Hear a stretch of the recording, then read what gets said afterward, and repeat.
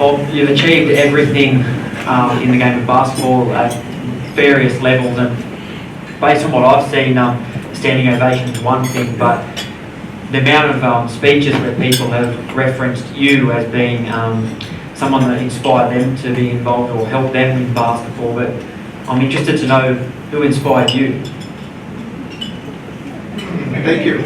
Firstly, thanks folks for your very warm welcome, and I really do appreciate it, and it's lovely to see so many of my old friends in the basketball world here tonight, and congratulations Jenny, Maria and all the team that have put this together. Fantastic. I've had some wonderful mentors along the way. My one regret in this whole game is that I didn't play the game as a youngster. I was a middle distance athlete, but as a physical education student I had to learn to teach basketball. And so I did, and I fell in love with the game at a time I was falling out of love with middle distance running.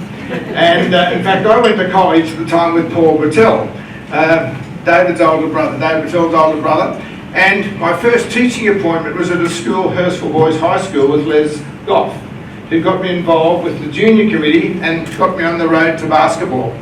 And then there were probably 5 men that made significant influences on my, I guess, interest in the game.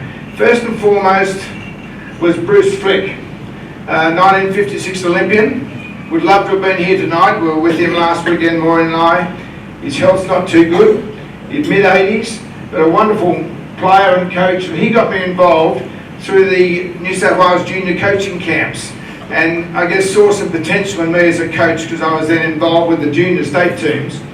And before I knew it, I was suddenly the assistant coach, then suddenly head coach of Sydney Parachels, the top club at the time.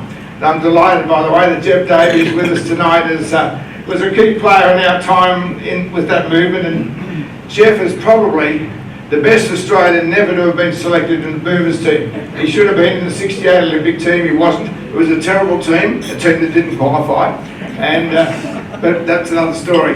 But Bruce Flick was a remarkable influence on my life in helping me to get involved in coaching, because coaching was my first and foremost love. Loved coaching the game. And then on from there, I guess, people like, I got involved with Lindsay Gaze, who's been an extraordinary mentor. I can't speak highly enough about Lindsay. And so as I progressed through the ranks of coaching into being involved with Bankstown basketball, where it was a wonderful time in my life with my wife and my children for 19 years where I was president, and many of the Bankstown people are here tonight, or people have had an influence through Bankstown. And it was Lindsay Gaze that inspired me about building our own stadium, along with another who inspired me was John Rasky, who also had done the same in Newcastle. And I learned so much from him. And those two people really inspired me about what we could do at Bankstown. So we built what was virtually a little 1-court school gymnasium into a 7-court basketball centre in a period of 7 or 8 years. And we grew from an association of 50-odd players to 3,500 players. Founding member of the National Basketball League in 1979, founding member of the Women's National Basketball League, and so on. And many of the people here in the room tonight here have had a role with Bankstown who have done so much.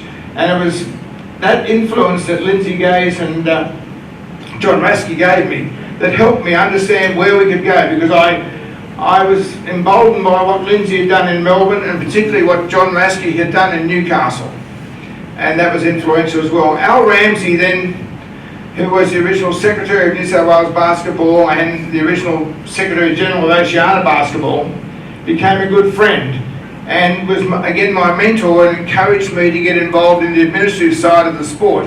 And particularly as my role in the Sydney Olympics was coming to an end after the end of the 2000, Al convinced me to get back involved in basketball because I stepped out for 10 years while I was responsible for all sport for the Sydney bid and then the games. And Al convinced me to get back into basketball, and before I knew it, I was president of Oceania, I was vice president of FIBA, and that followed on then with the FIBA opportunity. And it was people like Al Ramsey who inspired me, and then more recently Adrian Hurley from the administrative side of things. And Adrian, by the way, I spoke to him yesterday, he apologises not being here tonight. A sudden family situation arose that he couldn't avoid. Adrian, of course, is the founder of this movement that we're all part of tonight. He was the one that created the image and is also driving at a national level. Wonderful player, coach, mentor, administrator. So I've been very fortunate to have people helping me along the way to get to where I got to. Something that stood out then was that you've been described as one of the most influential men in basketball. That's global basketball. That doesn't just get said lightly. As you said, your time as president of FIBA, what's your most significant achievement there, do you think, that you look on proudly? I mean, FIBA, I was blessed to be involved at that time and to be given that opportunity.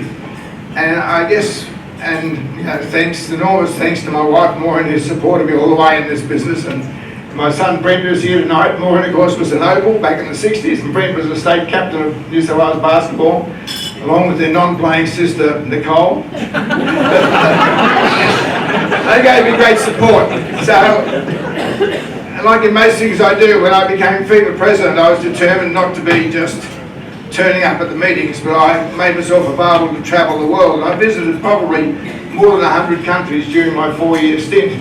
But the things that pleased me most, I guess, was firstly helping to instigate, along with Patrick Baumann, who was a very dear friend, the first 3-on-3 at the Youth Olympic Games in Singapore in 2010, which has led, of course, now to it being in the Olympic Games next year. So there was that opportunity. Secondly, that I became, and I loved the whole idea about building facilities and stadiums. It was one of my strengths in the Olympics, I guess, in Bankstown. And in 1968, the FIBA Central Board, the FIBA Congress, had taken a decision to procure their own headquarters. And I became president 42 years later, and they were still renting premises in different cities around Europe. So I made up my mind, and within 2 years we found the site. We found these Swiss bankers and a wonderful team of people around me to actually make that a reality. So to achieve the FIBA House, now known as the Patrick Baumann House of Basketball, a 40 million Swiss francs facility for all basketball in Switzerland, was an incredible opportunity. And the other things was probably the ability to work with the sport to try and improve the whole governance level. Australia is known to be well governed in so many ways. Many will say we're over governed, but in basketball we have good structures, and I try to create that same mentality through the different countries of FIBA, with strong support from some of the others. I was often regarded as an Anglo-Saxon that was far too strict. We were far too black and white. We wanted a yes or a no, not a maybe. The Europeans used to like maybe, which maybe they would do it, maybe they wouldn't. But I pursued the governance model, and I think that's paid off over time now that basketball is much stronger from what it is. So it was an extraordinary period of 4 years with FIBA, and one which I look back on very fondly, and thank Basketball Australia at the time for supporting me, my family for supporting me, and Oceania and others for giving me that opportunity to be at that level. I suppose, how proud does it make you feel to see where the game is placed? The NBL is back where it should be. The Opals, the Boomers, particularly the Opals, they keep doing what they're doing. But the sport from a grassroots level, and we see country areas like here in Bathurst, the thirst for the game is very strong. How does that make you feel? Immensely proud. I mean, I was born not very far from here. I was born in Lithgow, so I've got a bit of country basketball background. It wasn't a basketball at the time, of course, but very proud. I mean, I continue to say, for example, that our women's league is the most underrated league in Australia. We are far more successful than any other of the women's leagues in different sports. We have an incredible success story of 40 years, as does the National Basketball League. And now that we're ranked, the women are ranked 2 in the world, the men are now ranked 3 in the world. Overall, as I said earlier, Australia is ranked 4th in the world across all divisions. Our wheelchair teams have been fantastic. We recently had success at the Intellectual Disability Games up in Brisbane as well, the Ionis Games there, and that was another success story. So we are punching way beyond our weight, and it's because of people like you. People marvel at the strength and the model of Australian basketball. They don't understand that it's built on volunteers. 98% of the people that drive Australian basketball are volunteers. I guess 98% of the people sitting in this room here tonight are volunteers that have contributed their time, just as I have, my wife has, and my son have, in my case, for well over 50 years. I loved every minute of it, would not regret 1 minute of that. So it's that opportunity to contribute in such a way. But from a proudest point of view, there's never a more proud moment in my basketball life, and particularly as president, 2006 when Lauren and her team stepped up on the dais and won the Women's World Championship, and I had the honour of presenting the championship trophy to Lauren, the gold medals to all the team. Lorraine Lennon and I stood in the VIP section crying. And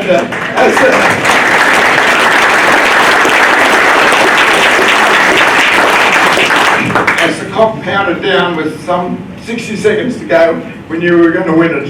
It was a fabulous occasion, and it shows what we're capable of.